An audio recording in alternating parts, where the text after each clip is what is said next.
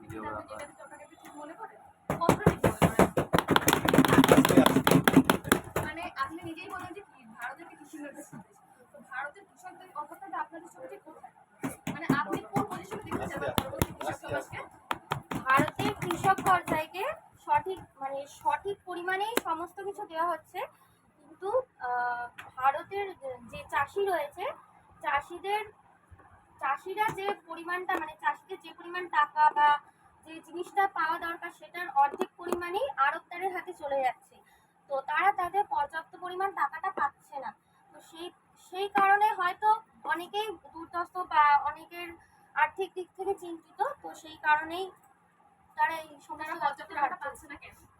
তারা পর্যাপ্ত টাকা পাচ্ছে না কেন, এটা আড়তদারদের কাছেই কোশ্চেনটা করলে। আপনারা নিশ্চয়ই কিছু করছেন, সার কীটনাশকের দিন দিন বেড়ে যাচ্ছে, যন্ত্রপাতিতে দিন দিন বাড়ছে, এর কারণ আপনি কি আড়তদারের উপরে সবকিছু অভিযোগ দেবেন? নিজের উপর অভিযোগ দিন।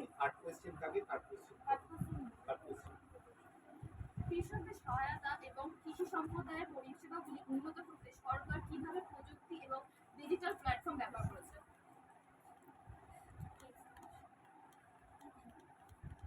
Short question.